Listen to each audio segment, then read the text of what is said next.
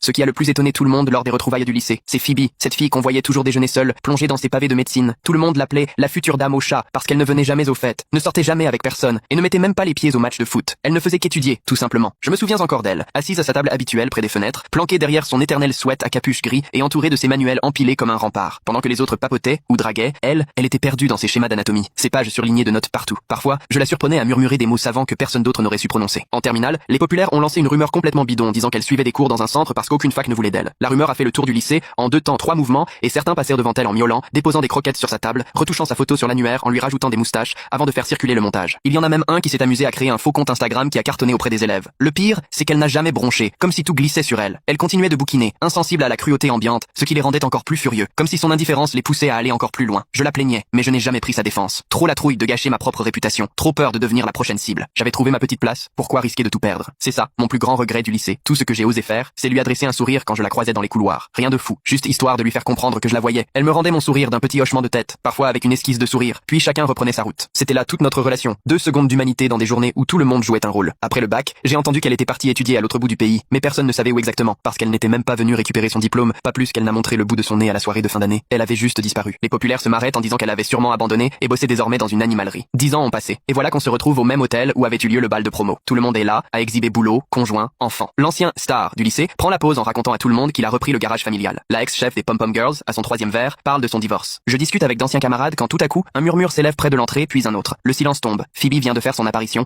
habillée d'une tenue d'hôpital bleu marine, badge en poche, cheveux tirés en chignon bien net, le sweat gris, terminé. Elle rayonne d'assurance, mais c'est bien elle. Et elle n'est pas seule. À son bras, un grand type élégant qui ne la quitte pas des yeux. Whitney, la reine des moqueries de l'époque, est à 2 doigts de lâcher son verre. Elle qui végète désormais dans un boulot nul après un divorce. D'un coup, elle fonce vers Phoebe. Oh là là, Phoebe. Justement, je disais à tout le monde qu'il fallait trop qu'on se revoie. Tu te rappelles comme on était proches en cours de bio? Personne n'est dupe. Son hypocrisie crève les yeux. Phoebe la regarde droit dans les yeux et répond, d'une voix tranquille, en fait, je ne suis venue que pour une seule chose. Là, toute la salle retient son souffle. On s'attend tous à un scandale. Whitney devient livide. Mais Phoebe la dépasse sans un regard et se dirige vers moi. Tu as été la seule à me faire un sourire dans les couloirs, me lance-t-elle. Tu n'as pas idée de l'impact que ça a eu. Les jours où j'avais envie de tout lâcher, je me répétais que si au moins une personne me voyait comme un être humain, alors peut-être que j'en valais la peine. J'en avais la gorge serrée. Jamais je n'aurais cru que ce genre de détails pouvait compter autant. Elle sort une carte de visite en papier épais, élégante. Je suis chirurgienne pédiatrique à Johns Hopkins. J'ai terminé mon internat l'an dernier. Si jamais toi ou un proche avait besoin de moi, n'hésite surtout pas à m'appeler. Je n'oublie jamais la gentillesse. Elle m'a alors serré fort dans ses bras, un vrai câlin, pas le genre d'étreinte gênée. Ensuite, elle m'a présenté son fiancé, avocat spécialisé en droit civique, et m'a montré des photos de leur maison et de leur mariage à Hawaï prévu le mois prochain. Puis ils sont partis, tout simplement. Elle avait fait 3 heures de route, juste pour me dire merci. Je suis resté là, sa carte en main. Ce dont j'avais eu si peur, ce que je n'avais jamais osé faire pour préserver ma petite popularité, elle l'avait accompli, haut la main. Whitney, elle, est restée plantée là où Phoebe l'avait laissée, le mascara qui coulait. Personne n'a pris la peine d'aller lui parler pour le reste de la soirée.